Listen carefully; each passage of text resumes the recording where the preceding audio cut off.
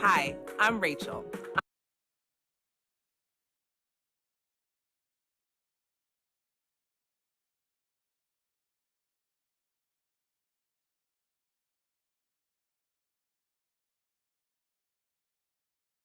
Halo teman-teman semuanya, mungkin sebelum kita mulai, boleh di itu on cam dulu, terus pakai virtual background yang udah disediakan.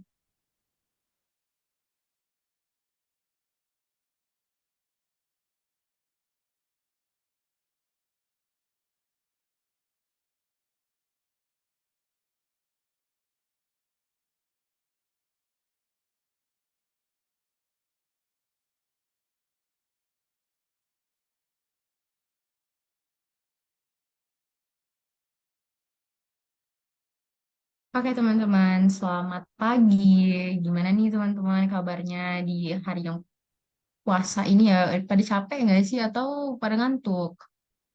Oke. Hari ini kita akan mengadakan studi jam ketiga dari front end production to deploy build interactive web apps with React.js. Jadi teman-teman diharapkan untuk on cam dan juga jangan lupa pakai virtual background yang udah disediain ya teman-teman. Oke, boleh di next. Oke teman-teman, kita kenalan dulu kali ya. Kenalin, aku Najma Naira Hanifah. Aku merupakan core member Public Relation GDSC Unan. Aku sekarang ada di manajemen, jurusan manajemen. Aku angkatan 22. Salam kenal ya teman-teman semuanya. Oke, boleh di next.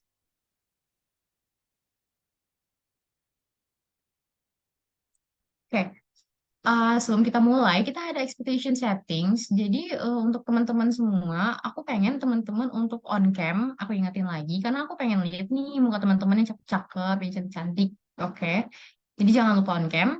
Terus, jangan lupa proaktif ya teman-teman. Kalau kalian itu pengen tanya, tanya aja. Dan jangan lupa kayak show aja your enthusiasm, karena kayak kita suka nih sama antusiasnya teman-teman. Terus jangan lupa take notes untuk hal yang penting-penting. Jadi teman-teman bisa ingat nih materinya apa. Dan don't forget to ask.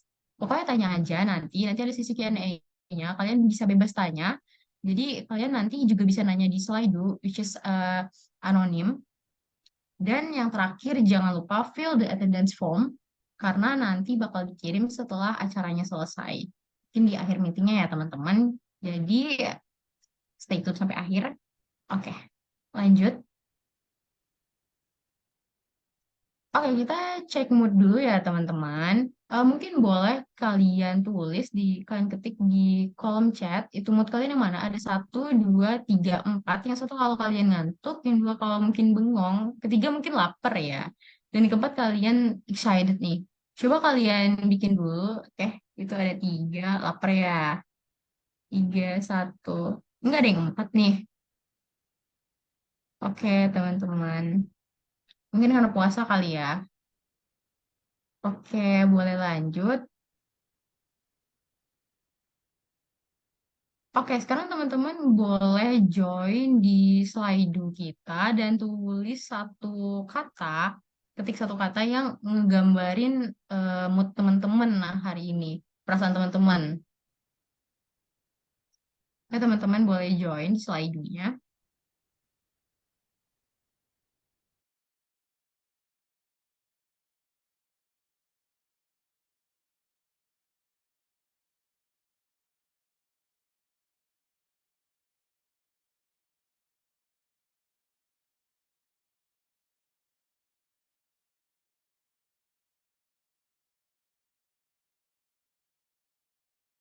Ayo teman-teman. Oke, lapar, iya. Aku juga lapar sih. Ada lagi nggak nih? Ayo,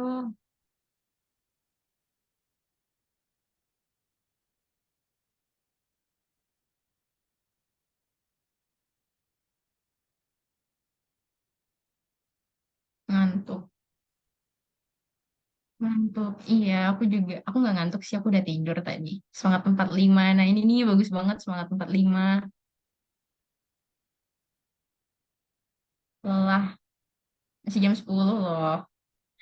Oke. Menyala, iya menyala. Oke. Sampai kapan buka? Masih lama bukanya. Oke teman-teman. Mungkin kalian ya karena puasa ya. Tapi ya teman-teman semangat, semangat. Soalnya masih jam 10 nih harusnya nggak lapar-lapar banget lah ya.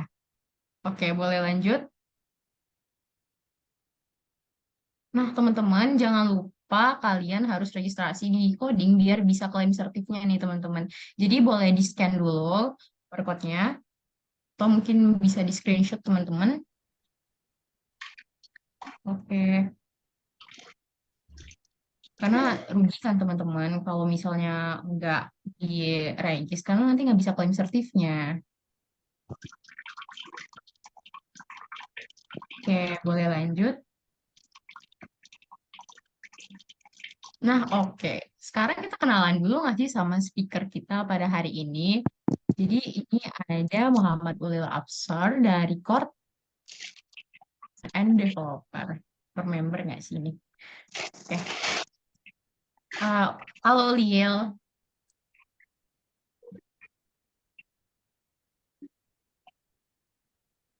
Halo semuanya.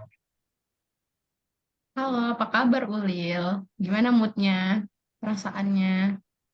Tuh, kayak nervous gitu sih, sih. Nervous. Lapar nggak? Ngantuk nggak? Kalau lapar sih enggak ya, baru pagi gitu. Masih semangat. Oke. Sip. Udah siap belum buat nyampein materi hari ini? Oh, pastinya udah siap dong, udah lama persiapan. Oke, keren banget nih Ulil. Oke, boleh di next.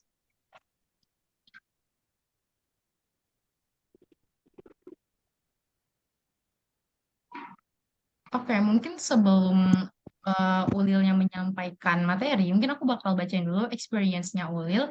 Dia internship di Laboratorium of Enterprise Application, juga merupakan bagian kreatif marketing di Jutif, Depok, Jawa Barat, dan memiliki beberapa project, yaitu WordPress development for landing page of Simakara, juga ada cloning e-commerce Often Coffee dengan Query Igniter.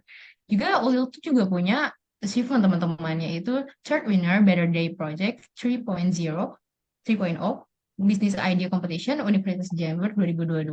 Keren banget nggak sih Ulil ini, teman-teman? Jadi kalian udah nggak sabar belum sih buat dikasih materi sama speaker kita pada hari ini? Oke, boleh di next.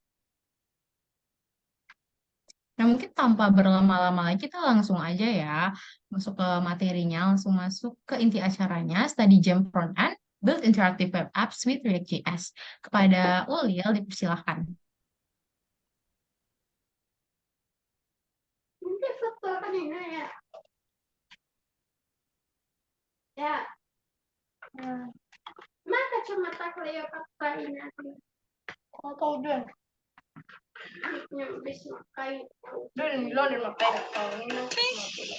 Oh, aku tidak sengaja menekan tombol misterius. Ups, baiklah. Mari kita mulai. Sekarang mari kita tuangkan semut.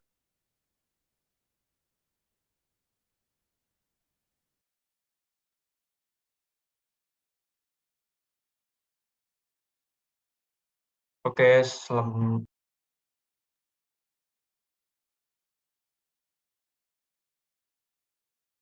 oke. Apa suaranya udah kedengaran? Kedengaran. Baik, selamat siang semuanya. Eh, Terima kasih udah menyempatin hadir di acara study jam ini, walaupun lagi sedang puasa ya.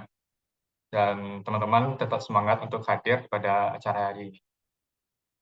Nah, hari ini aku diberi amanah buat nyampein study jam tentang React.js. Jadi di sini aku bukan expert ya. Kita juga sama-sama belajar di sini bagaimana sih kita building interactive website dengan React.js. Jadi langsung aja kita masuk ke materinya.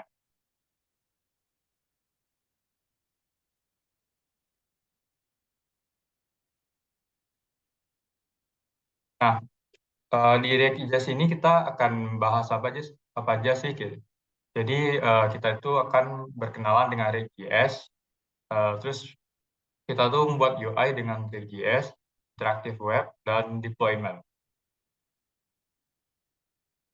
Nah, sebelum kita kenal lebih jauh React.js itu, kita harus tahu dulu awal mula React.js tercipta itu gimana gitu. Nah, Sebenarnya React.js itu diciptakan karena dulu sebelum 2013 itu Facebook melakukan development secara besar-besaran gitu. Jadi kode yang dilakukan Facebook itu sangat besar dan terdapat masalah gitu. Masalahnya adalah ketika mereka melakukan development, mereka mengalami kesulitan ketika sharing dokumen antar HTML gitu. Jadi untuk skalabilitas yang tinggi, eh, sebelum adanya React ini sulit untuk di-maintain. Jadi pada tahun 2013, Facebook meluncurkan React.js untuk menangani masalah tersebut. Yaitu seperti menangani kompleksitas DOM. Juga React ini menggunakan konsep virtual DOM dan memperkenalkan komponen based development, dan juga React ini menggunakan konsep state untuk mengelola data aplikasi. Nah, jadi React ini juga bisa secara dinamis ya, tidak seperti HTML yang hanya statis gitu. Mungkin teman-teman cukup kebingungan nih sama istilah-istilah yang ada pada slide ini. Mungkin kita akan nanti membahas di slide selanjutnya. Nah, kenapa kita memilih React? Karena teman-teman bertanya kan, di JavaScript itu kan masih banyak framework lainnya seperti Vue, Angular gitu. Kenapa kita milih React hari ini? Yang pertama itu karena popularitasnya, seperti data yang saya tampilkan ini data dari survei Stack Overflow pada tahun 2023, bahwasanya tech-stack yang digunakan oleh developer itu sebanyak 71.802 responses. Di peringkat 2 itu ada React.js banyak 40% yang menggunakan tech stack ini.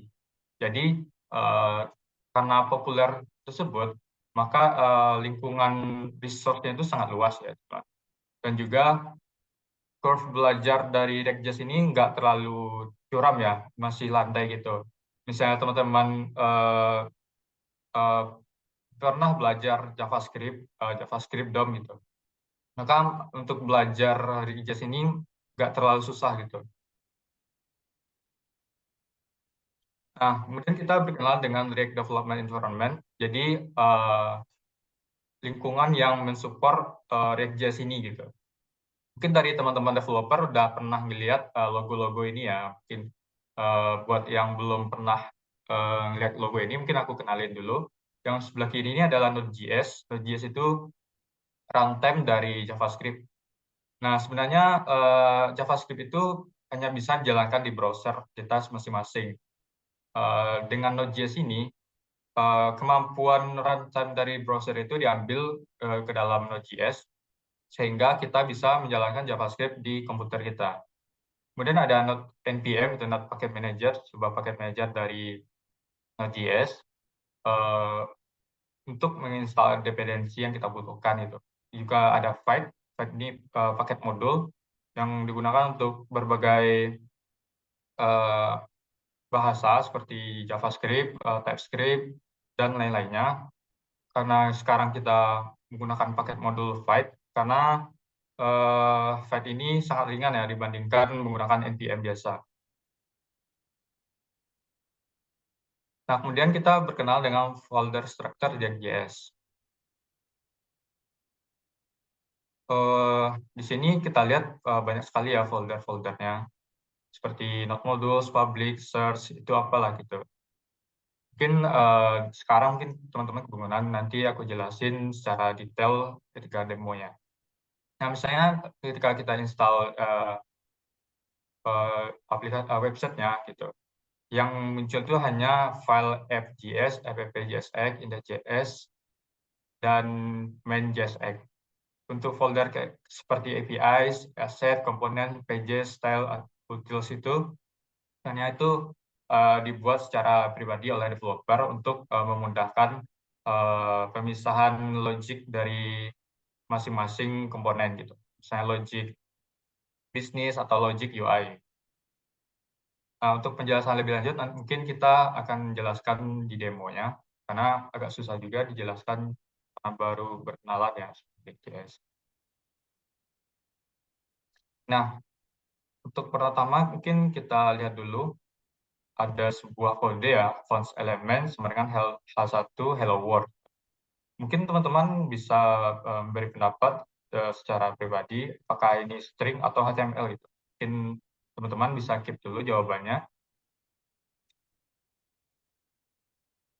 Nah, dari kode tadi, mungkin ada yang jawab string atau HTML ya. Sebenarnya itu bukan string atau HTML, jadi kode tadi itu adalah sebuah JSX ya. JSX itu uh, extension dari JavaScript yang digunakan untuk menggabungkan logical rendering dengan logika UI. Nah, JSX ini untuk menangani event atau peristiwa yang ditangani, kemudian bagaimana perubahan itu ditangani, kemudian juga perubahan data itu ditampilkan gitu. Seperti kode ini, misalnya class name, Jos Perez gitu. Jadi di bagian elemen ini, dengan variabelnya name, kita bisa mengubah Jos Perez ini dengan nama yang kita inginkan. Jadi bisa melakukan perubahan isi dari variabelnya. Tidak seperti HTML, kita hanya melakukan codingan statis gitu. Di sini kita bisa melakukan codingan dinamis. Nah, untuk menjawab pertanyaan tadi, apakah JS atau HTML gitu, sebenarnya JSX itu nanti ujung-ujungnya menjadi HTML. Gitu. Nah, JSX ini adalah ekstensi sintaks dari JavaScript, sedangkan HTML itu kan bahasa markupnya. JSX ini seperti kita lihat pada life cycle-nya, JSX yang berisi komponen React.js akan dikompilasi menjadi file JavaScript yang berisi komponen React. Nah, file JavaScript ini akan di runtime ke DOM, mana di JSX ini menggunakan virtual DOM ya. Nah, virtual DOM ini akan dieksekusi akan menjadi HTML file gitu. Jadi JSX ini ujung-ujungnya menjadi HTML.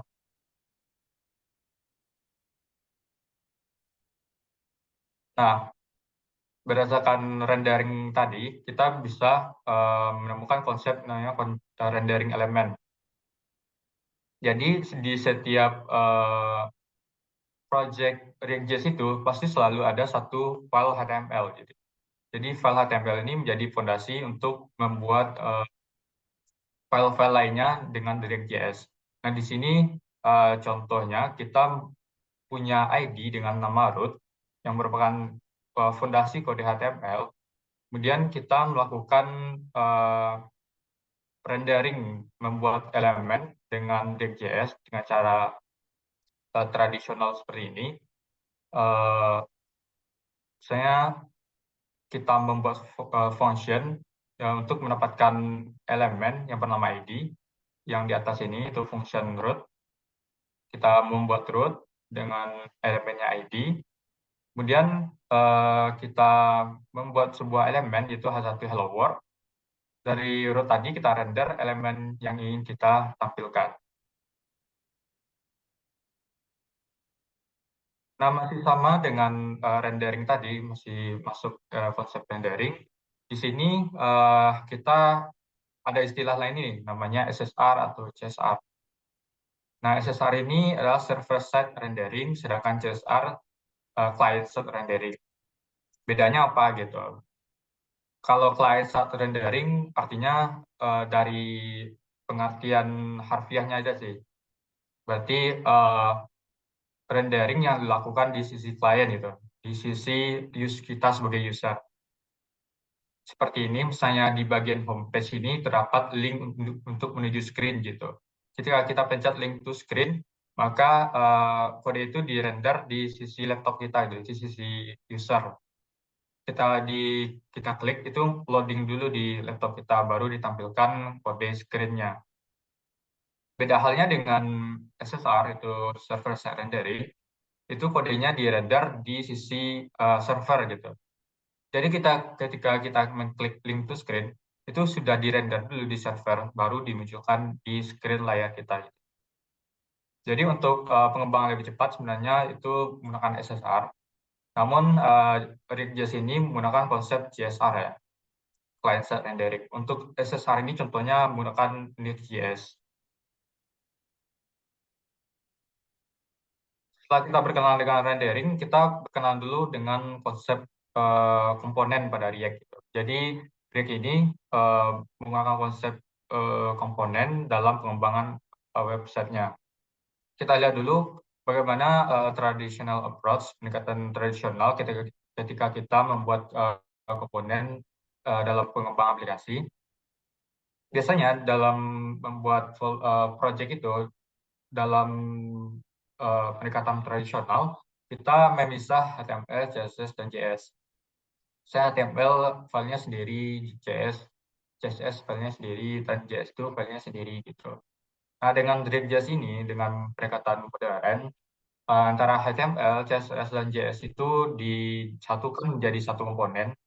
Jadi kita di React.js itu ngoding dalamnya itu ada JS, ada CSS, dan HTML dalam satu file.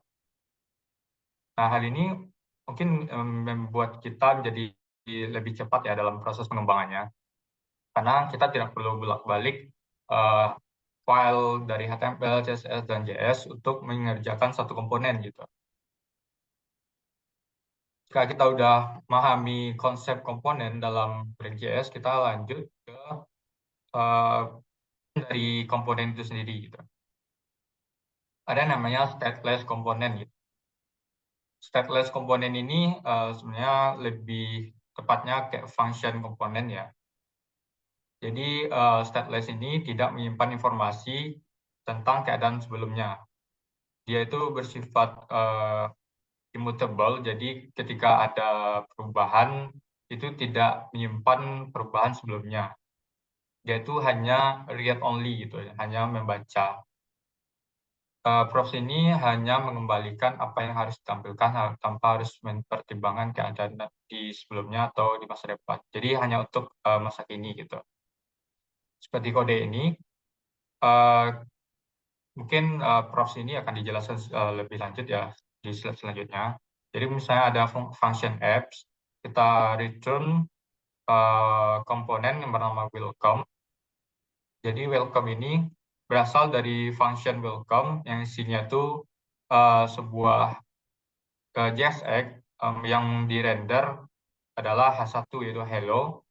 Yang props ini adalah data sementara. Nah, name ini diambil dari welcome name Sarah atau welcome name Cahal atau Edit gitu. Jadi dia itu kita tidak bisa mengubah sesuatu selain di function app ini. Kita hanya bisa merubah data, kita hanya bisa merubah data kayak isinya gitu, tidak bisa merubah komponennya gitu. Kemudian ada stateful komponen. Tadi kita menggunakan function, sekarang kita menggunakan kelas. Jadi stateful komponen itu kebalikan dari stateless komponen. Untuk stateful komponen itu kita mempertahankan informasi tentang keadaan. Kita bisa mengingat informasi sebelumnya atau interaksi dengan perubahan sebelumnya. Dengan menggunakan state ini, kita bisa melacak perubahan aplikasi dan sering juga digunakan untuk aplikasi interaktif ya. Kita lihat di sini, sebenarnya konsepnya sama dengan OOP jika teman-teman pernah belajar tentang OOP ya. Itu kita membuat kelas yang bernama welcome, kita extend React komponen, itu kita membuat komponen di React. Kemudian ada constructor yang berisi props ya, ambil data dari props. Nah, super props ini berarti ada kelas induknya memiliki yaitu tipe datanya props. Kemudian ada di state ini, nah bagian state ini adalah stateful komponennya. Dia bisa menyimpan perubahan sebelumnya dan yang akan datang gitu. Kalau untuk konsep renderingnya sama aja seperti yang sebelumnya, seperti prop ya. Kemudian kita lanjut berkenalan apa itu props ya. Seperti yang tadi teman-teman lihat di kode stateless dan stateful itu ada namanya props ya. Dan kita akan berkenalan apa itu props. Props itu singkatan dari properties, yaitu cara kita meneruskan data dari satu komponen itu ke komponen anak dalam hierarki komponen React. Jadi kita nggak bisa dari anak ke induk ya. Itu harus berselarasan dengan hierarki, itu dari induk ke anaknya. Misalnya kita akan membuat sebuah kode button gitu. Kita akan merendernya di function app. Sama halnya dengan stateless tadi, kita membuat function button ini, isinya pasti adalah button, karena kita akan membuat button ya. Jadi title dari button ini kita ambil dari function app. Di sini ada data ya, variabel yang bernama title. Jadi props ini digunakan untuk meneruskan variabel title ini ke function app. Jadi kita bisa menggunakan variabel title di function app. Kita bisa mengganti title itu dengan string atau tipe data lainnya. Itu sesuai dengan keinginan kita gitu, sesuai kebutuhan. Di sini kita menggunakan submit ya. Jadi ketika button ini dijalankan itu namanya submit ya. Nah, jadi props ini bersifat read only, jadi data itu hanya bisa diteruskan, tidak bisa diubah oleh komponen yang menerimanya gitu. Jadi kita hanya bisa membuat title aja. Jadi nggak bisa, misalnya kita tambah data variable baru gitu, misalnya judul. Jadi nggak bisa gitu. Karena di induknya, di button ini tidak ada data variable yang bernama induk judul gitu. Jadi props ini sering digunakan untuk mengkonfigurasi komponen saat dibuat, memberikan komponen kemampuan untuk dinamis dan reusable. Reusable itu seperti yang tadi, kita bisa mengganti-ganti title yang sesuai dengan kebutuhan kita. Jadi di sini itu nggak hanya title ya yang kita bisa rubah. Di button ini kita juga bisa merubah stylenya gimana gitu dan lain-lainnya. Nah, setelah kita berkenalan props, kita berkenalan dengan event handling gitu. Event handling itu dalam React memungkinkan kita merespon aksi dari pengguna seperti kita mengklik mouse, menekan tombol keyboard, atau perubahan dari form gitu. Sebenarnya konsep dari event handling ini mirip dengan HTML DOM biasa dengan mungkin ada beberapa perubahan pada sintaksnya. Jadi mungkin teman-teman yang udah pernah memakai event handling di HTML DOM itu mungkin udah familiar ya dengan cara-caranya. Saya di sini pada button ini kita mau mau klik gitu. Jadi di button ini ketika kita klik maka apa yang terjadi gitu. Jadi konteks ini uh, jika kita klik maka ada function yang bisa mengaktifkan laser gitu. Nah, fungsinya itu akan dipanggil berdasarkan uh, event handling yang kita gunakan. Bisa on click atau on hover gitu dan lain-lainnya. Kemudian ada namanya conditional rendering. Jadi kita bisa merender satu komponen itu berdasarkan kondisi gitu. Tadi teknik ini memungkinkan kita menggunakan if, switch dalam JavaScript. Nah, contohnya itu kita ingin membuat sebuah form login gitu. Misalnya seperti pada uh, slide ini ada sebuah function welcome. Jadi ada sebuah boolean apakah dia login gitu, is login.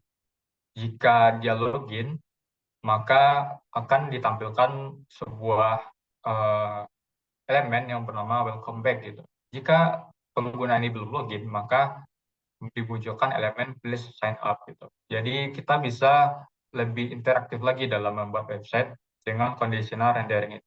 Ini juga sering ya digunakan dalam setiap pengembangan karena selalu ada kondisi di mana kita harus rendering elemen yang kita butuhkan gitu. Kemudian ada list rendering. Jadi list rendering ini adalah teknik untuk menampilkan daftar elemen atau komponen yang berdasarkan data array. Jadi bisa di dalam list, tabel, grid, dan lain-lainnya. Sebenarnya tidak hanya tipe datanya itu array ya, bisa jadi itu objek, pokoknya itu data yang berisi banyak data gitu, tipe data yang berisi banyak data. Salah satunya di sini array. Jadi di list rendering ini kita kebanyakan menggunakan map ya. Map itu adalah sama seperti halnya seperti perulangan biasa, namun di map ini memiliki keunggulan kita bisa mengakses key dan value dari data yang ingin kita tampilkan gitu. Jadi di sini misalnya kita mau list item dari number ya, kita lakukan map dari data yang bernama numbers, kita melakukan map, kemudian disimpan di variabel baru yang bernama number. Sebenarnya bebas juga kita menambahkannya, di sini bernama number. Jadi untuk key-nya itu kita bebas juga. Jika menggunakan string ya mungkin kita buat manual. Jika menggunakan objek kita bisa menggunakan ID ya. Nah, setelah key-nya dapat, maka kita render juga value-nya bernama number di elemen LI ini.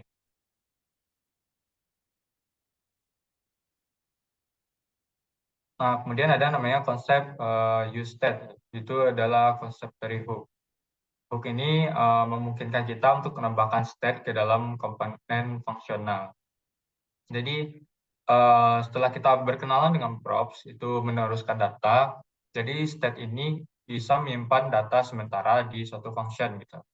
Misalnya di sini ada sebuah function untuk menghitung jika kita mengklik gitu. Nah, karena teman-teman udah belajar tentang props, event handling, jadi mungkin udah familiar sedikit tentang kode ini. Gitu. Ada sebuah function sampel, kita menggunakan useState. Nah, isi useState-nya ini number ya, yang isinya 0 ya. Di useState ini sebenarnya sejarah juga isi dari useState itu bisa berbagai tipe data, objek bisa, string, dan lain-lainnya. Nah, konsep dari useState itu sebenarnya mirip seperti getter dan setter jika teman-teman belajar OOP ya. Jadi, count ini adalah variabel yang menampung nilai dari useState itu sendiri. Sedangkan setCount ini untuk men-set nilai yang akan disimpan di count gitu. Jadi misalnya kita melakukan perubahan data pada button gitu. Ada sebuah event handling yang bernama onClick. Jika kita klik, maka ada sebuah function yang mana function itu berisi setCount gitu.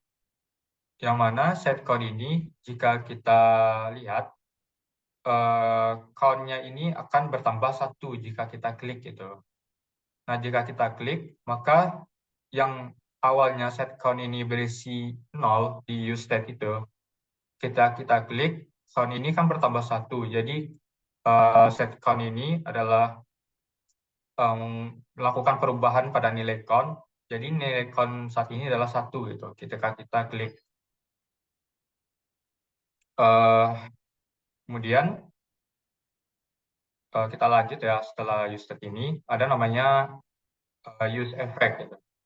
Nah, use effect itu adalah perubahan yang akan terjadi sebelum render terjadi di sisi user. Jadi ketika kita menjalankan websitenya, itu use effect ini dijalankan terlebih dahulu gitu. Misalnya ini gitu, sama seperti kode yang tadi, kita melakukan perubahan pada count ini. Jadi ketika kita klik gitu, klik untuk menambahkan jumlah dari count ini, Maka yang tampil dulu itu adalah dokumen title, Euclid Count Time gitu. Jadi yang ini tampil dulu, baru yang muncul Euclid Count Time ini.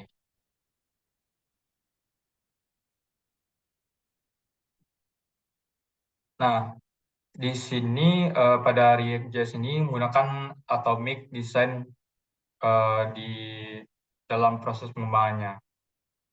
Jadi teman-teman yang pernah belajar UI UX ya, mungkin udah familiar sama konsep atomic design ini. Jadi di dalam React itu kita memecah suatu page menjadi bagian yang lebih kecil. Mungkin teman-teman udah di SMA udah belajar tentang atom ya. Dari atom itu ada atom, molekul, organisme gitu sampai kita eh, yang paling besar lah ibaratnya. Jadi sama halnya dengan atom di kimia, kita di sini memecah bagian dari page itu menjadi bagian yang lebih kecil. Dari misalnya sebuah form yang berisi page, yang berisi eh, apa yang berisi label, yang berisi input gitu. Kita pecah menjadi bagian yang lebih kecil. Misalnya lebih kecil itu adalah label, kemudian ada input gitu. Jadi label dan input itu kemudian kita gabungkan menjadi sebuah molekul gitu. Nah, jadi molekul kita gabungkan juga menjadi sebuah organisme. Saya dari label menjadi form gitu. Dari form bisa menjadi page. Mungkin penjelasannya jadi di demo nantinya biar lebih jelas. Kemudian kita berkenal dengan deployment ya. Deployment ini cara kita mengunggah aplikasi ke publik, bisa diakses oleh publik. Jadi eh, ketika kita sudah bisa menjalankan kode di sisi local host kita, di sisi komputer kita bisa mempublishnya di internet dengan deployment ini. Caranya itu kita push dulu ke GitHub kita menggunakan Git, kemudian kita deploy ke eh, deploy deployment provider gitu. Setelah kita deploy, baru kita bisa mengakses website kita secara publik di internet. Nah, berikut adalah deployment provider. Seperti logo ini, mungkin teman-teman belum familiar. Ada yang belum familiar, ada yang sudah mungkin ya. Yang sebelah kiri itu adalah Vercel, ada Netlify, ada Heroku, dan GitHub. Tapi kebanyakan orang kalau di React.js itu mendeploy-nya menggunakan Vercel ya. Mungkin dari PPT aku udah habis, jadi sekarang kita bisa menjelaskan lebih rinci dengan demo programnya. Jadi untuk awal itu kita nggak bisa langsung ngoding ya. Jadi kita itu uh, buka VS Code dulu. Nah, kita menggunakan paket bundler ya, menggunakan Vite. Jadi mungkin teman-teman bisa cari di Google itu Vite.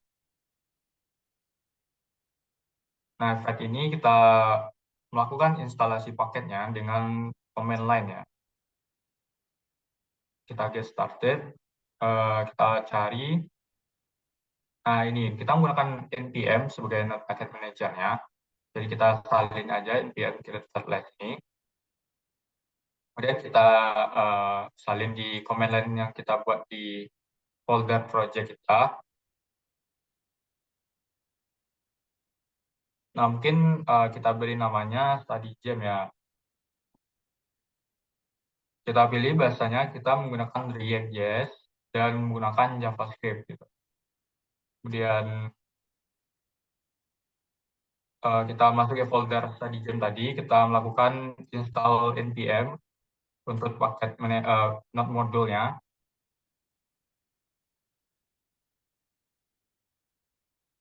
Mungkin kita tunggu beberapa detik ya untuk instalasinya.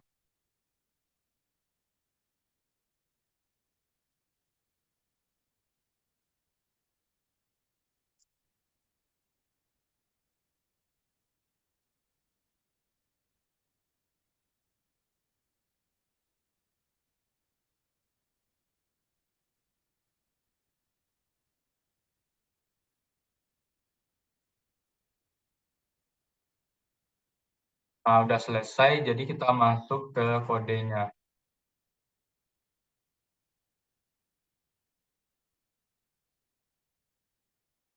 Nah, seperti yang di awal aku sebutkan tadi, bahwasanya ketika kita menginstal project Read ini, tidak ada folder-folder yang seperti aku jelasin tadi. Jadi folder itu hanya dibuat sendiri oleh developer, itu sifatnya optional, bagaimana kita menamakan, tidak ada standarnya juga. Tapi kebanyakan orang menggunakan standar seperti itu.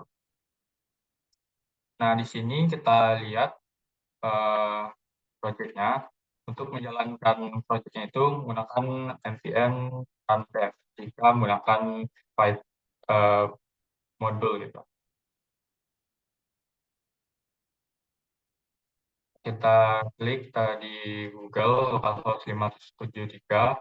Nah, sudah muncul ya project-nya. Ini adalah bawaan dari eh, file itu sendiri di bagian apps ini. Ini kita bisa hapus dulu untuk jalankan project-nya gitu.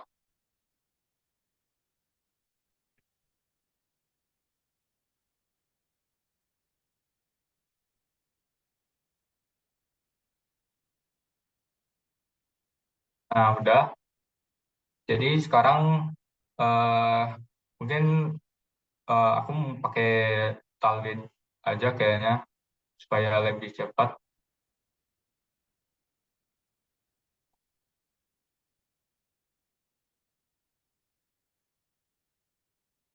Tailwind ini untuk styling kita karena kita nggak menggunakan CSS murni.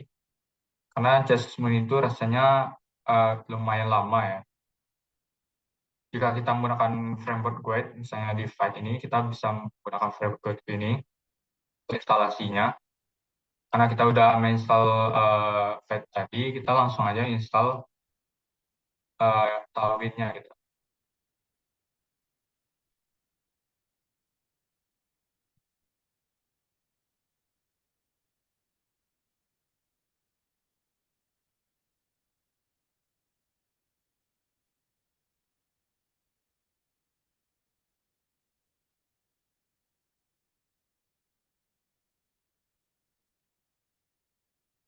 Kemudian kita tambahkan di Tailwind config-nya itu konten ini, yang kita salin aja semuanya.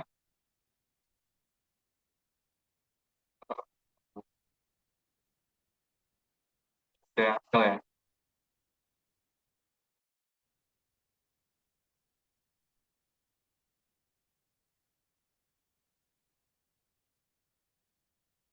Nah, udah ada Tailwind config-nya. Di sini kita isi dengan yang di Tailwind-nya untuk supaya Tailwind-nya itu bisa diakses di project ini.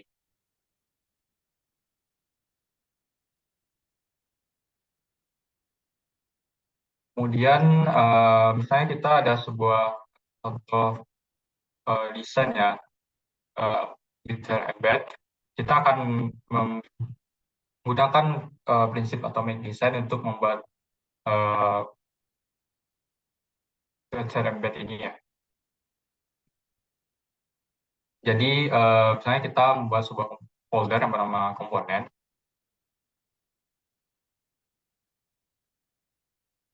Nah, komponennya itu di sini kita lihat ada sebuah avatar, terus ada namanya, ada username, kemudian ada icon, ada apa deskripsi atau tweet yang digunakan, kemudian ada like, ada berapa jumlah like-nya dan tanggal gitu.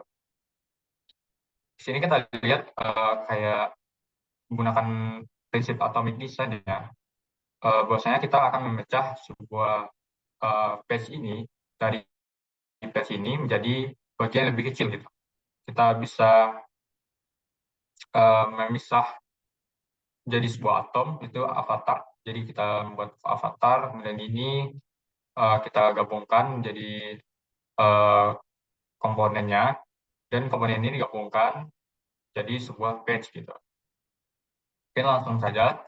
Jadi di sini kita buat seperti avatar gitu ya.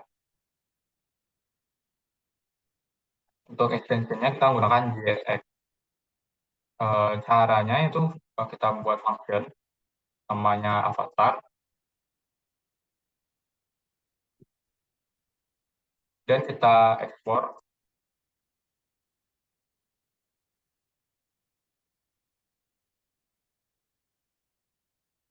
Di function ini harus ada namanya return-nya untuk mengembalikan nilai dari function avatar. Nah, di sini kan ada foto ini. Jadi berarti itu adalah elemennya image gitu. Mungkin gambarnya kita ambil dari sini ya. Kita set di public, kemudian eh, kita impor gambarnya. Nah, nanti karena ini sebuah komponen ya. Jadi kita buat prop.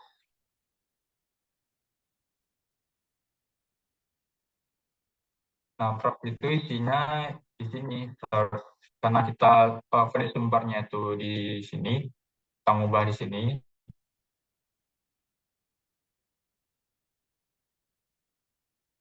Jadi prop dot image. Jadi kita bisa mengubah image-nya berdasarkan apa yang kita inginkan gitu. Nah, kemudian eh, kita lanjut ke nama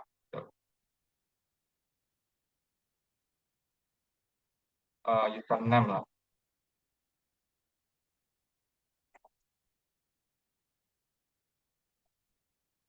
Mungkin biar cepat itu ada sebuah extension di VS Code ini supaya lebih mengembangnya itu lebih cepat. Jadi kita menggunakan shortcut-nya, kita langsung bisa membuat function-nya. Di sini ada namanya use John Doe dan real John Doe. Ini ada satu dan P. Isinya adalah props.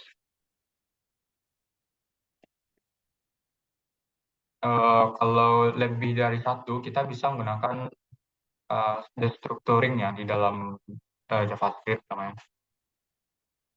Jadi ada username dan ada namanya nama. Yang mana variable tadi berasal dari props gitu. Jadi kita bisa membuat di sini nama,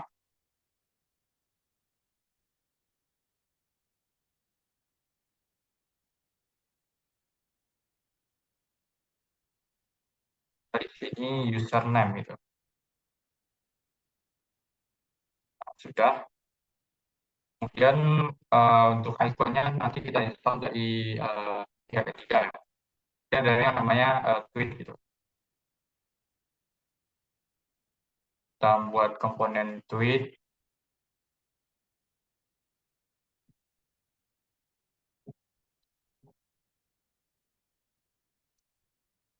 kita panggil lagi shortcutnya. Dan di sini adalah sebuah deskripsi berarti paragraf. Kita panggil menggunakan props. Jadi di sini kita buat langsung aja props dot tweet.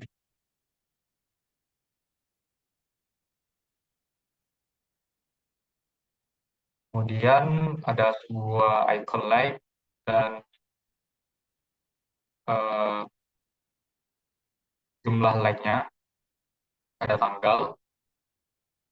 Jadi itu adalah like.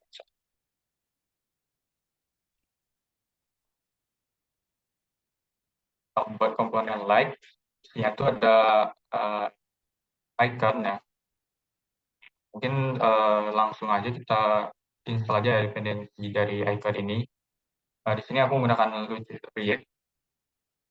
Sebenarnya masih banyak tempat icon lainnya. Jadi di sini lebih mudah aja gitu untuk install-installnya. Kita bisa installnya di Fluid ini. Ada bagian installation, kita pilih npm karena kita menggunakan npm.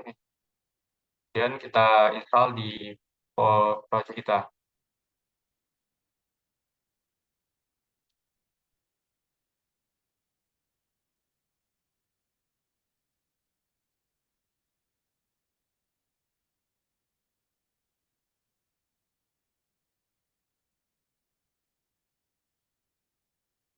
Nah, sudah terinstall. Jadi di sini ada icon car ya. Jadi di Luxurious ini keuntungannya kita langsung aja buat car gitu.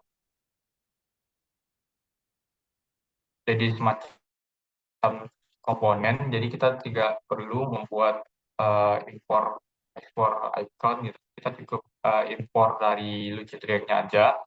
Saya di sini hard dari widget React. Selain hard itu ada uh, jumlah like-nya gitu.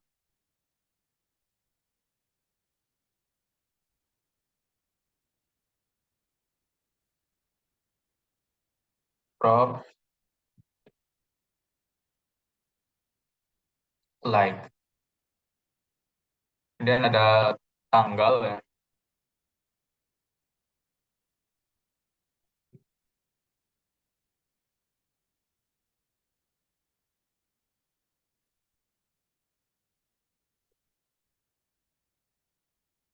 Nah, langsung aja di sini prop.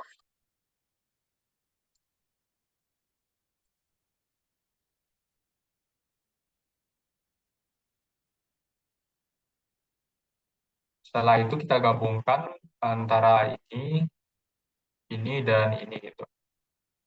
Mungkin dari avatar sama username dulu ya. Eh,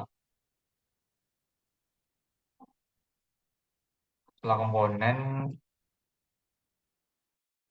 mungkin kita beri nama eh, header, headnya. Nah, kita import function dari avatar tadi.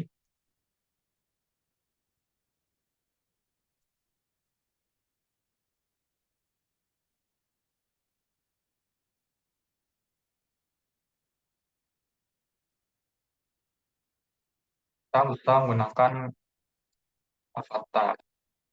Dan kita import juga username. Kita ubah menjadi username.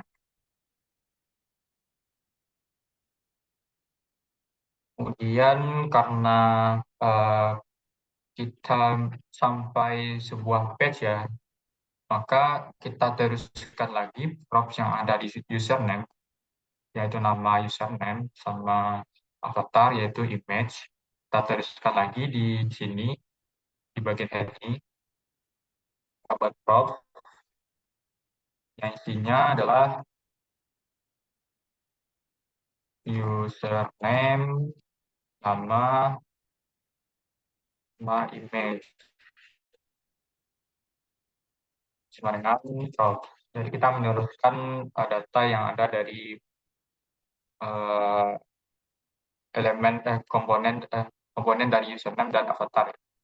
Jadi kita buat username yang berasal dari uh, username yang berasal bukan image yang berasal dari avatar ini kita isi dengan data yang ada di image ini.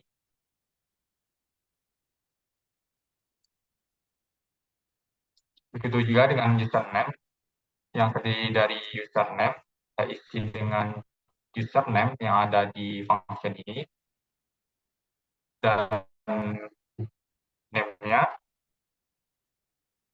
kita isi name yang ada di username kita isi dengan name yang ada di sini.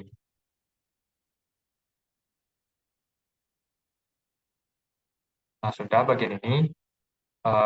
Kemudian kita tambahkan icon tweet ya. Kita cari tweet di sini,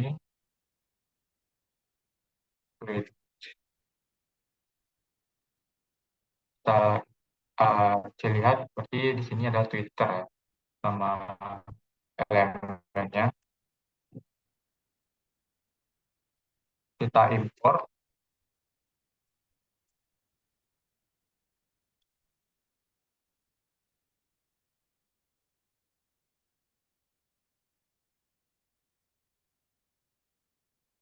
Twitter dari Lucidreact.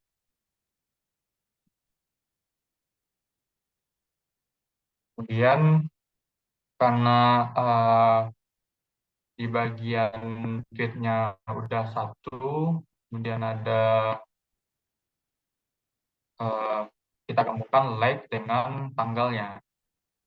Kita buat aja itu tel ya, sama namanya tel. Kita impor tel tadi yang berisi like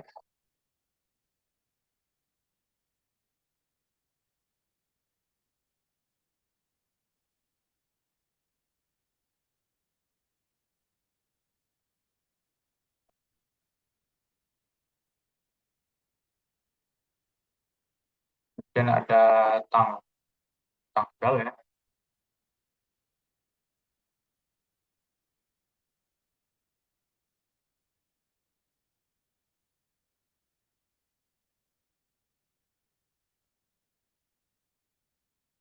Juga kita lihat isi dari props-nya itu ada like dan di tanggal ada tanggal. Berarti kita teruskan juga datanya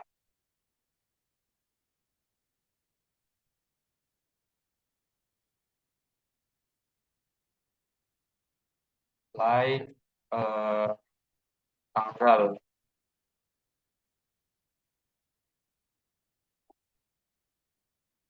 Jadi like ini kita isi like yang ada di sini. Kemudian untuk tanggal kita isi tanggal yang ada di function itu. Setelah itu, setelah semuanya udah gabung ya, kita gabungkan antara tiga-tiga ini dalam satu layout ke CSS.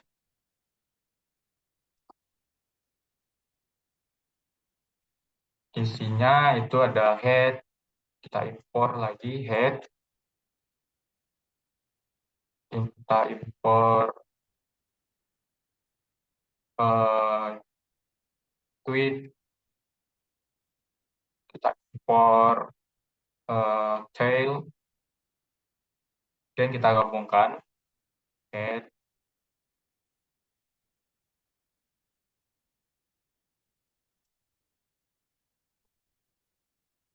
tweet, dan tail gitu.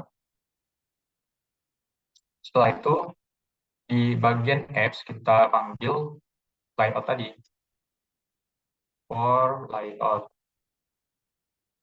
dan layout ini kita panggil di sini. Nah, kita tadi kan meneruskan data dari head, tweet, dan tail. Jadi kita rubah di sini ya. Nah, eh, misalnya di head ini ada apa isi props-nya gitu. Ada username, name, dan image. Maka di bagian layout ini kita isi head-nya dengan username, username-nya apa gitu. Kayak dot,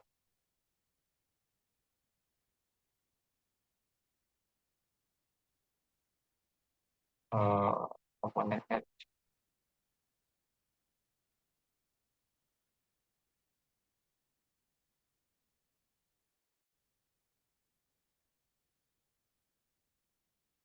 Twitter.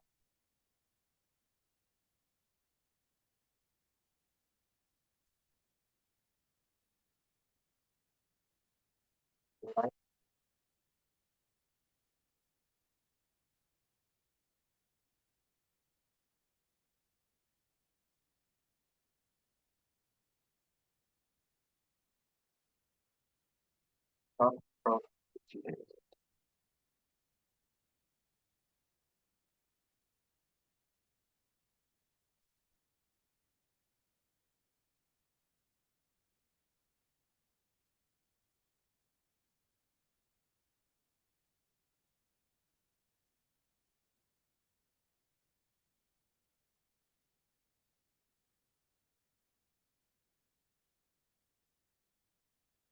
dot, dot, dot.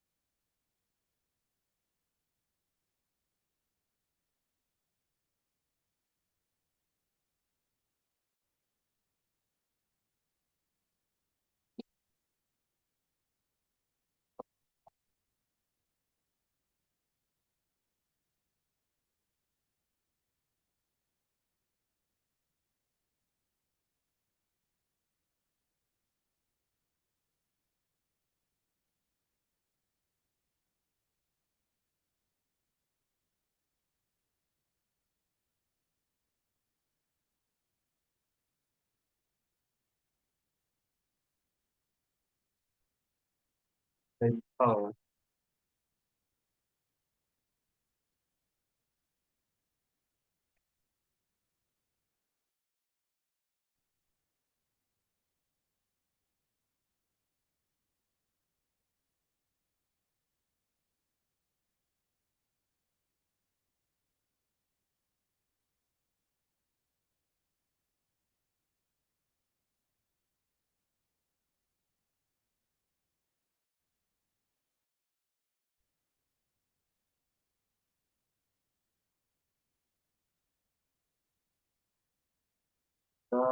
kita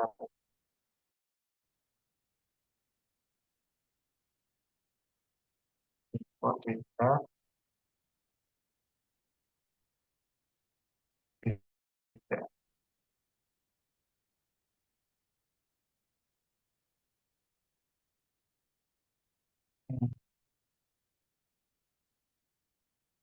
itu ya.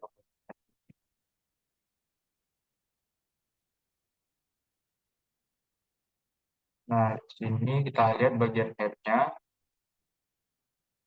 eh, di bagian layout, image, name-nya adalah John. Kemudian gambarnya dari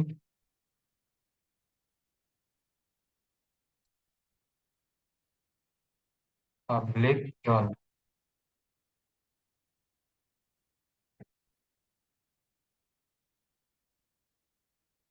Oh,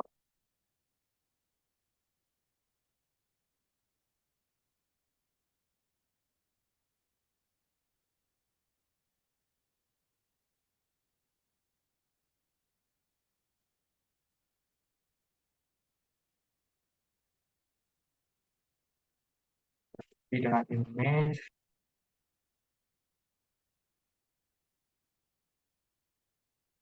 nama, dan ada image, image,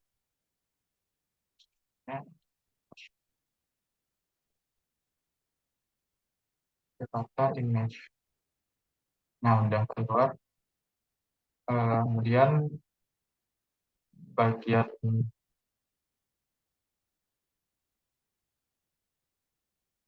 tweet isinya itu tweet kita isi dengan dari sini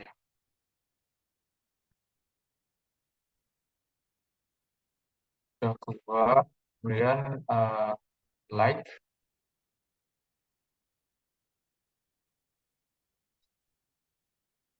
bagian tel ada like, ada tanggal, tanggal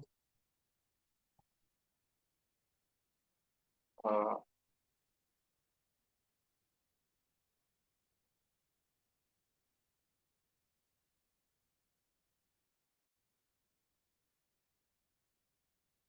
dan ada like.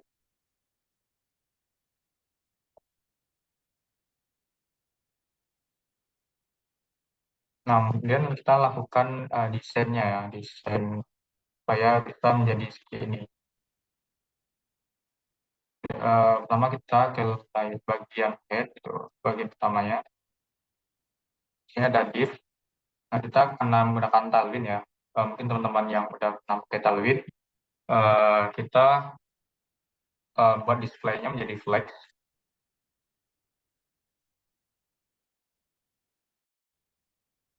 eh, Bagiannya atau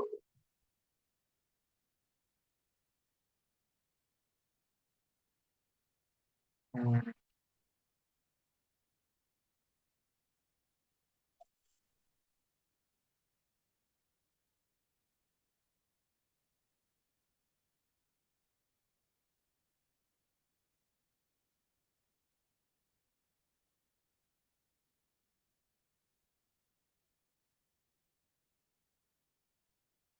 ada satu kelupaan tadi, harus eh, harus setup di bagian ini ya, lupa, di input CSS. Di indeks ini kita tambahkan detalnya, kalau bisa dia menjadi itu. Kemudian setelah itu di bagian head kita buat itemsnya di center,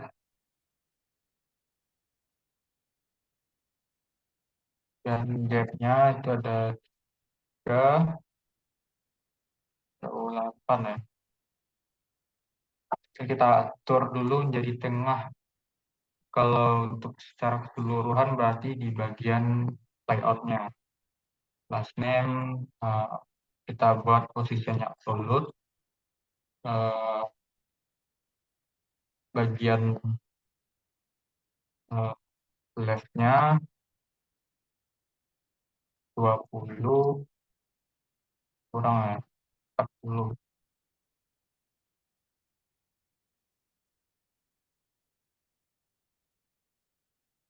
Di sini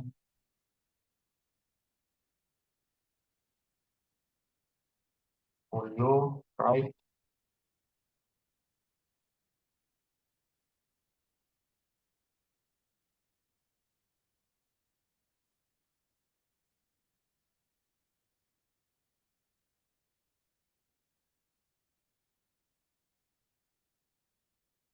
Topnya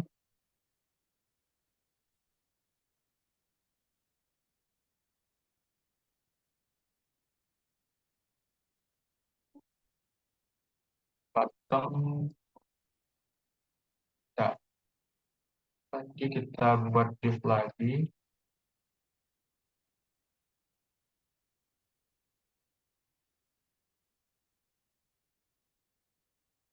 Kemudian kita beri nama warnanya background white.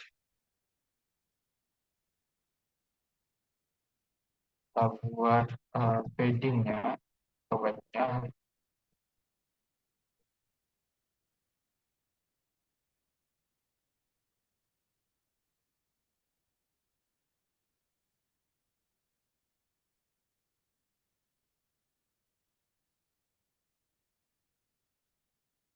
kita lakukan flag supaya dia di tengah, kemudian kita atur weight-nya tengah dari tadi itu. Eh, Kemudian kalau dari sini kita baru bisa edit di head,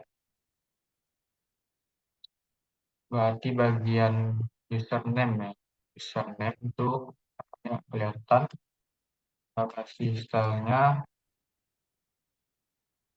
text text black sama dengan text gray.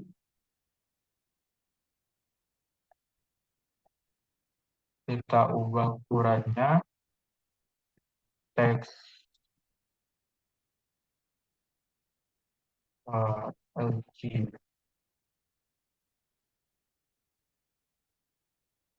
Nah, udah berarti uh, kita ambil dari layout tadi, atur paddingnya 3 kecilan ya. Dan kita buat rotate,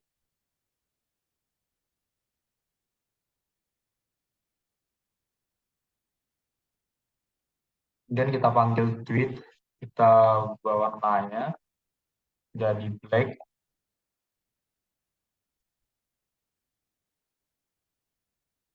Kemudian apa lagi ya, bagian else ya, tanggal kita ubah juga jadi black.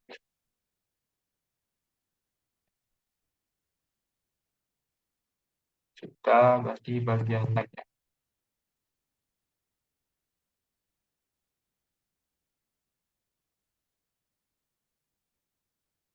text light text black. Nah, di sini bagian tail kita ubah juga jadi flex, gap-nya 8. Nah, kemudian eh, kita atur jaraknya di layout.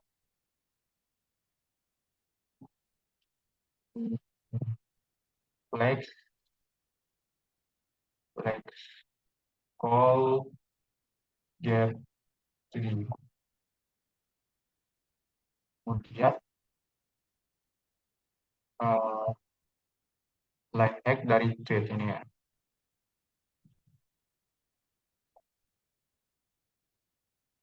Leading 3.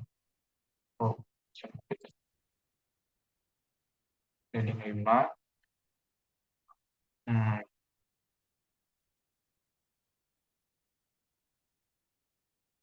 di bagian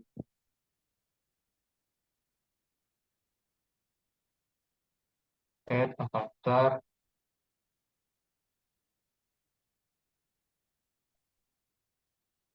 Nah, sudah. Sekarang kita atur itunya ya, iconnya. Widget atau widget ya.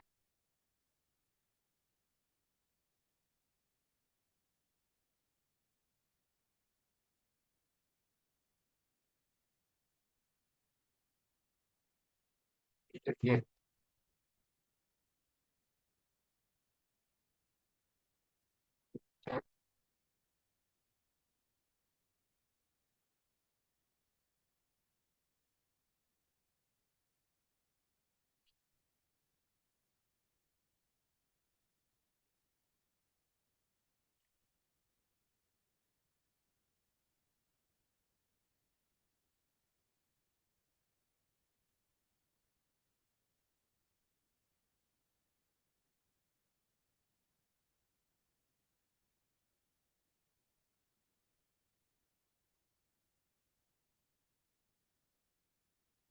Ada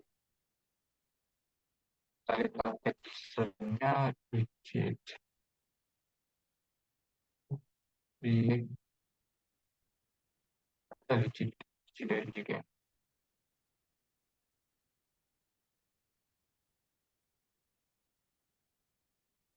Oh ini, oh salah install ya. Ini web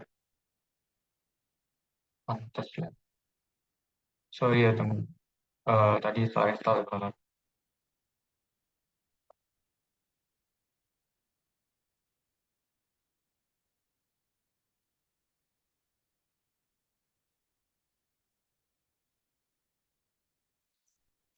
ya. Add berarti bagian detail like ya.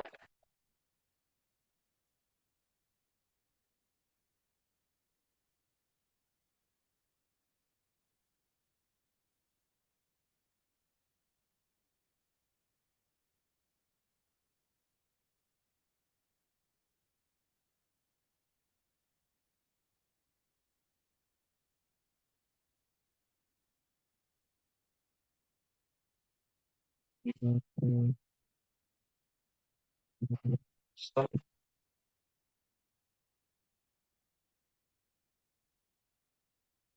lagi.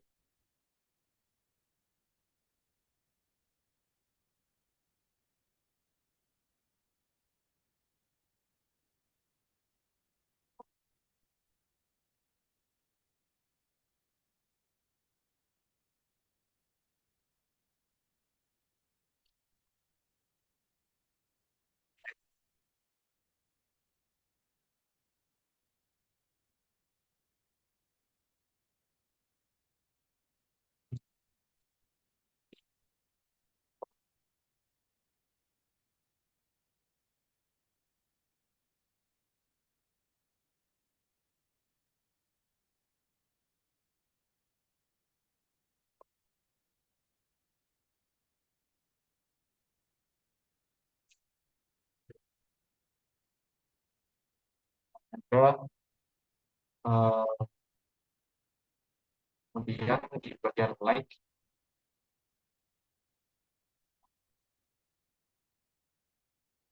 terus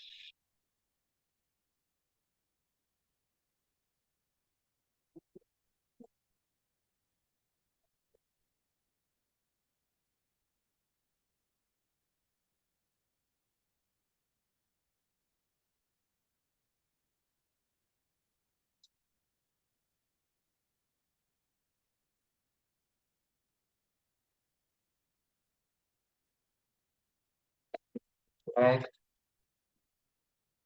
gapnya kita ini bukan kita kasih filenya infrared.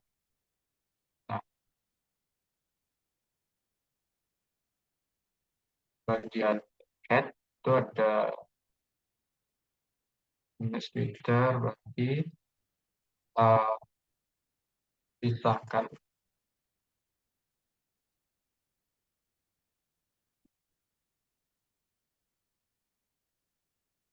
divide between. Kemudian ini kita bagi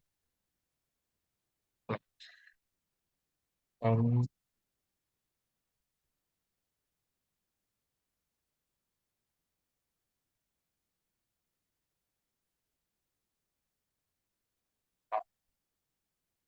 warnanya ini juga bisa diganti jadi seperti ini ya. Kita ganti aja warnanya. Itu warna Twitter, kita pakai ini. Oh,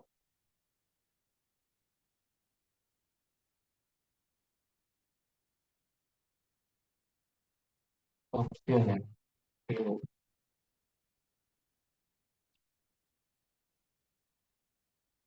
Nah, udah bersama ya. Kurang lebih gitu menggunakan prof ya. Sebenarnya ini bisa menggunakan use state lagi, misalnya kita lakukan klik di sini, maka di sini bertambah. Misalnya kita menggunakan di bagian tail itu ada like, yang mana like ini uh, dari sini art button.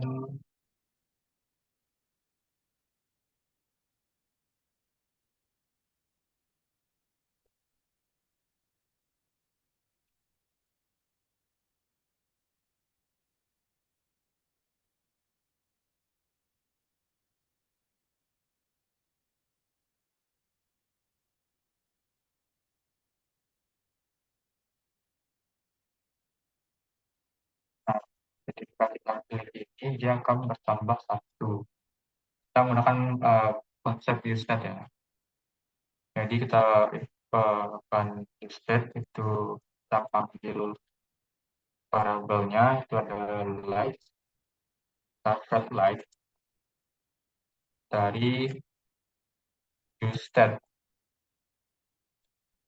Kita set jadi 0. Kemudian di sini berarti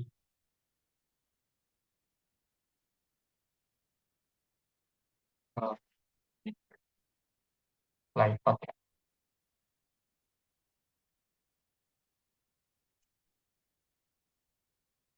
Jadi di sini kita tambahkan, bukan di sini tepatnya. Eh, di sini ada namanya on click. On click. Nah, on click ini kita teruskan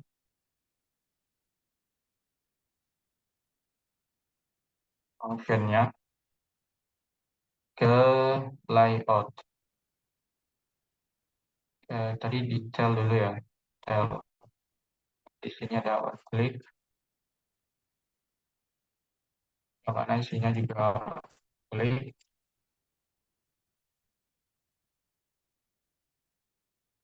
on click. Jadi kita definisikan di sini on click. Kita bisa codingnya di bagian tadi bagian detail ya. Jika on click, maka kita buat function. Apa yang terjadi kita melakukan kliknya. Jadi kita menggunakan new tab-nya di sini. On click, on right, kita save like dari use tab. Isinya 0 dulu ya. Maka like di sini kita ganti jadi yang ada di use tab ini, itu like variabelnya. Nah, saat kita on click, kita melakukan event itu kita menangkap data dari kliknya. Misalnya kita kasih variabelnya nama prep, yang mana prep ini akan bertambah. Oh, belum. Salah dulu. Berarti ada set like kan. Isinya itu set like, yang mana set like ini uh, menangkap variabel f akan ditambah.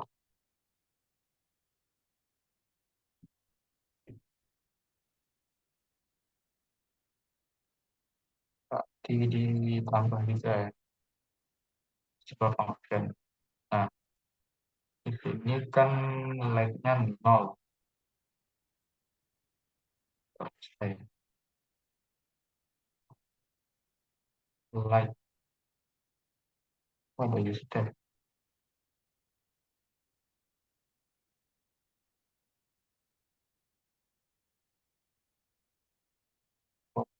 Like, like.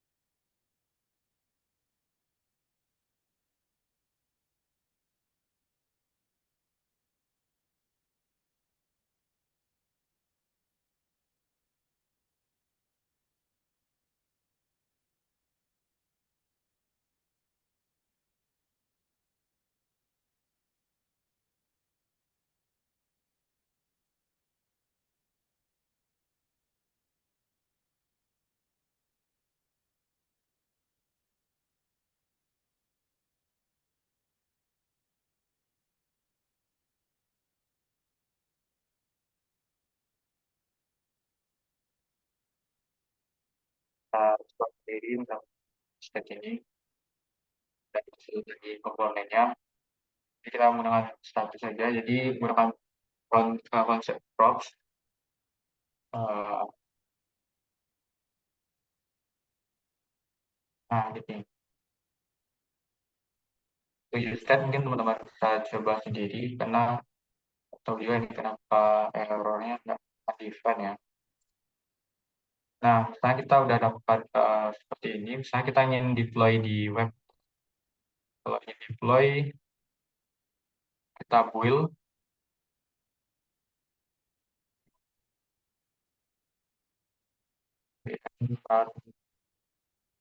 ya, kita build.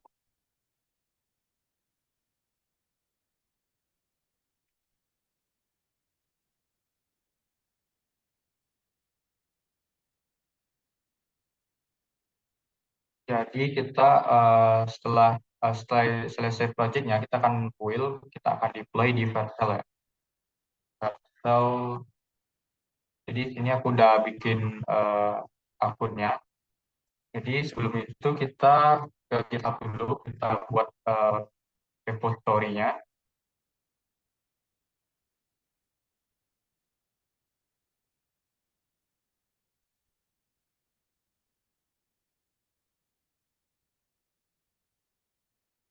Kita lakukan git ini,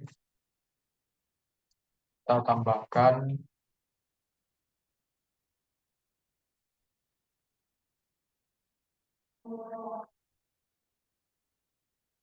yang commit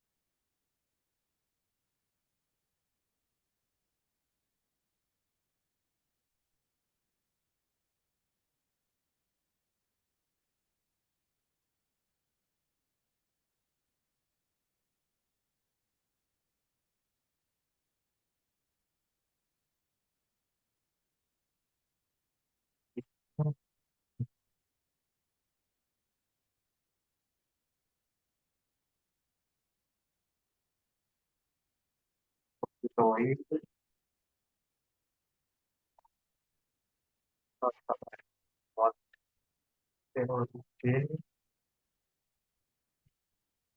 kemudian kita put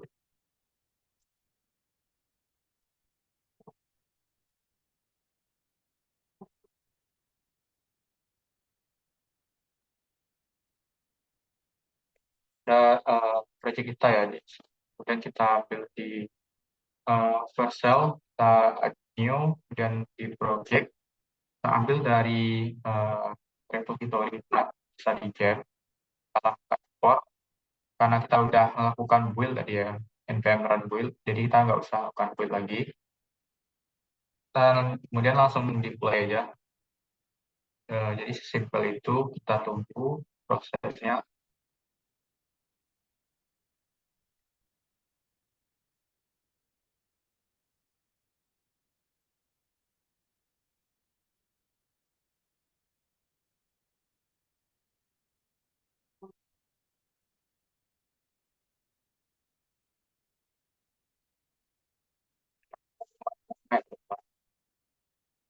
Nah, deploy-nya udah berhasil ya. Kita bisa aksesnya nggak hanya di localhost, kita bisa aksesnya secara public.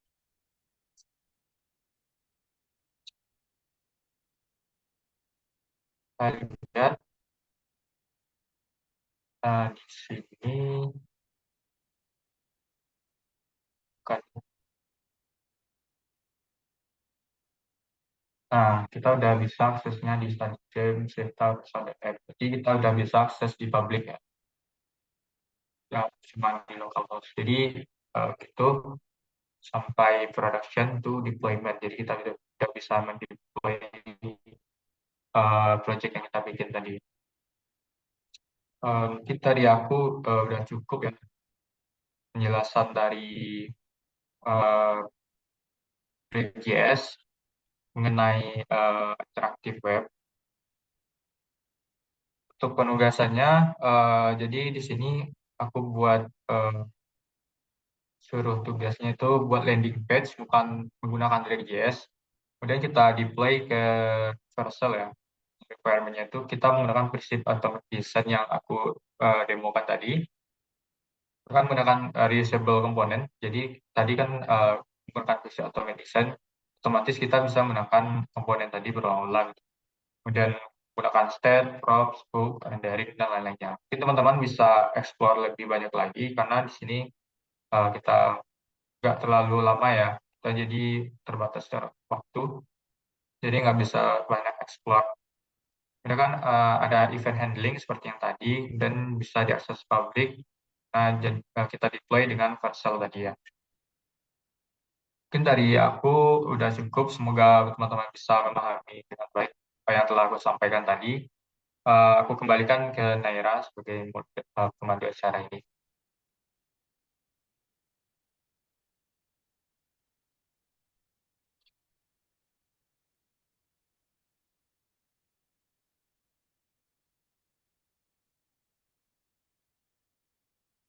Oke, oke teman-teman, karena udah selesai ya, mungkin kita bisa lanjut di sesi Q&A. Mungkin teman-teman bisa ke slide-nya.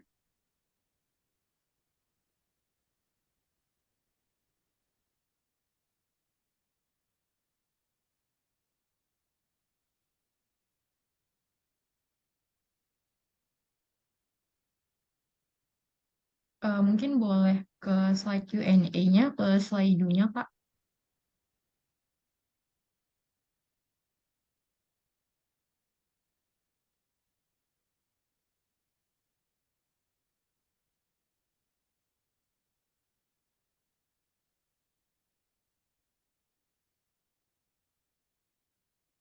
Nah, teman-teman di sini boleh nanya, dan aku berharap banget teman-teman bisa nanya langsung ke slide ini. Jadi kalau kalian pengen tanya, langsung aja join ke slide-nya, nanti bakal dijawab sama Ulil. Ya, teman-teman.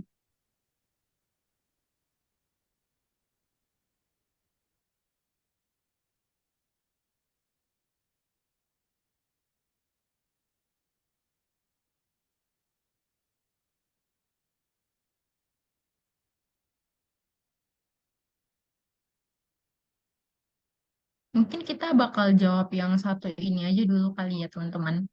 Mungkin buat Ulil boleh dijawab aja langsung.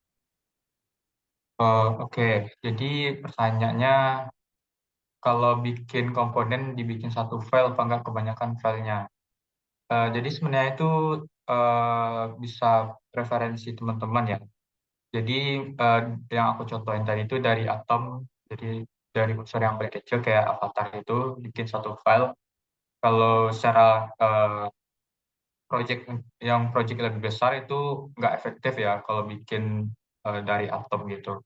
Mungkin kalau banyak komponen-komponen yang ada dalam page itu, ya kita bagi aja jadi satu satu komponennya itu bukan satu apa kayak avatar aja gitu isi dalam functionnya. Mungkin kita bagi berdasarkan fungsinya. Misalnya di bagian ini bagian navbar lah. Navbar itu apa fungsinya?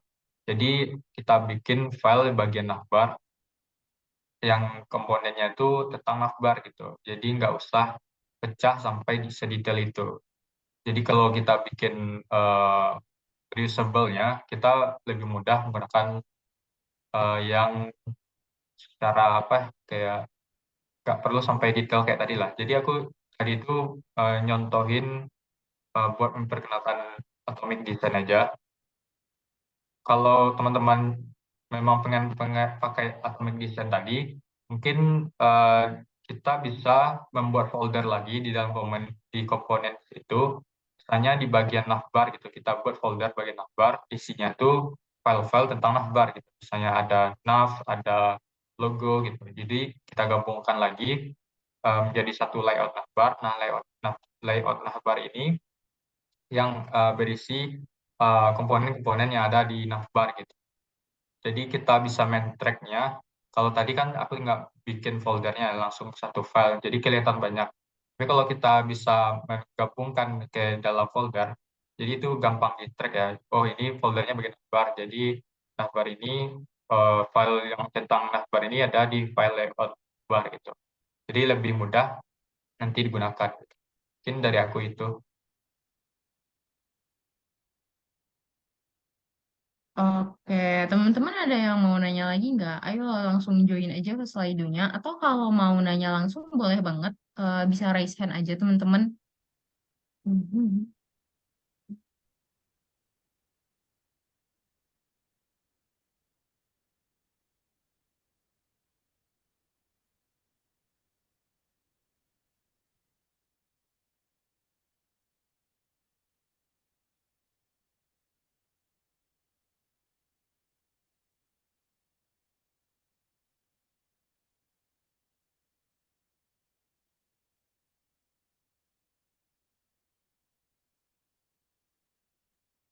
Oh, mungkin udah cukup jelas kali ya dari teman-teman. Oke, kalau gitu makasih banget buat Ulil yang udah menyampaikan materi yang keren dan udah ngejawab pertanyaannya. Thank you banget. Dan mungkin teman-teman juga udah paham. Jadi mungkin kita langsung lanjut aja ya guys. Kayak boleh di next slide Kak. Oke, aku mau remind lagi untuk ngerjain assignment yang udah dikasih tadi, yang udah dijelasin juga sama Ulil. Submissionnya akan dikirimkan melalui Discord GDS Cipnan. Oke, lanjut. Nah, teman-teman, kita open discussion nih di Discord. Jadi, teman-teman boleh banget untuk join Discord-nya untuk mendapatkan informasi-informasi yang lebih lanjut. Dan kalian juga bisa join di bagian front end. Oke, jadi nanti di situ kita juga bisa diskusi-diskusi, guys. Dan mungkin teman-teman yang belum boleh banget join ya. Oke, boleh di next. Nah, teman-teman, announcement nih. Kita bakal ngecek lagi nih keaktifan teman-teman dari study jam yang pertama sampai yang terakhir. Nah, untuk teman-teman yang aktif bakalan dapat sertifikat khusus dari GDSC Unan sebagai member dalam mengikuti study jam front end event dari GDSC Unan. Jadi ditunggu ya teman-teman. Boleh dilanjut? Nah, please fill the attendance. Nah, teman-teman, untuk kalian yang join sekarang, boleh banget diisi attendance formnya, karena ini penting banget untuk teman-teman bisa dinyatakan hadir dalam event kali ini. Jadi jangan lupa diisi, boleh di-scan barcode-nya, dan bisa juga dilihat di kolom chat, udah dikirimin juga linknya. Jadi jangan lupa ya teman-teman, karena ini nanti bakal dilihat juga keaktifannya dari sini. Oke, boleh lanjut. Nah, kita foto dulu kali ya teman-teman. Jadi boleh banget nih semuanya on cam, biar kita bisa langsung take a picture. Ya teman-teman yang belum on cam, silakan on cam. Untuk yang screenshot, boleh banget langsung em, dipandu aja.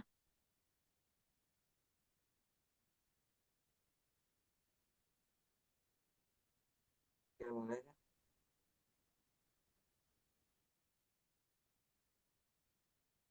Diharapkan kepada teman-teman semua buat open cam ya.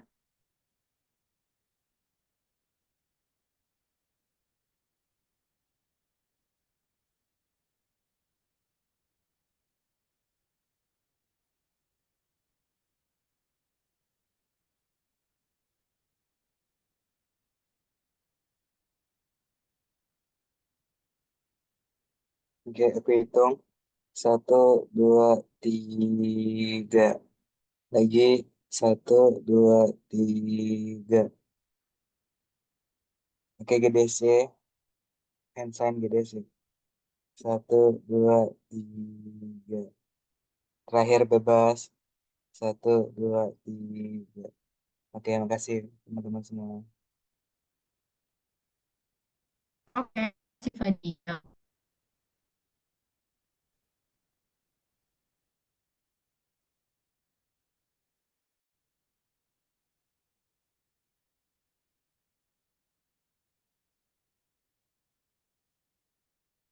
Nah, teman-teman, sampai juga nih kita di penghujung acara kita kali ini. Nah, kami mohon undur diri karena ini merupakan study jam terakhir dari front end. Mohon maaf jika terdapat kesalahan ataupun hal-hal yang kurang dari GDSC Unan dalam menyelenggarakan event ini. Terima kasih atas partisipasinya selama study jam front end ini, mulai dari yang pertama hingga yang terakhir. Aku harap study jam kali ini yang udah diselenggarakan dari awal sampai akhir kali ini, teman-teman dapat mendapatkan insight baru dan tentunya bermanfaat bagi teman-teman semua. Terima kasih ya teman-teman atas partisipasinya. Thank you.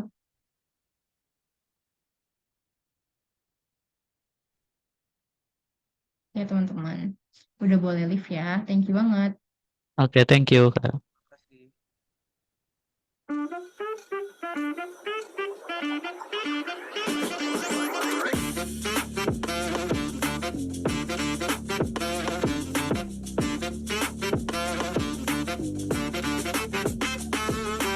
I'm super happy to be here.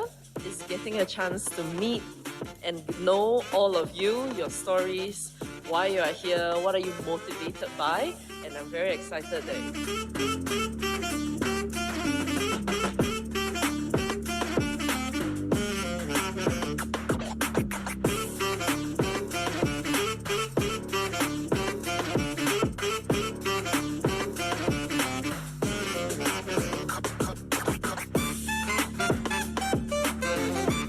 Kegiatan ini seru banget, jadi kita bisa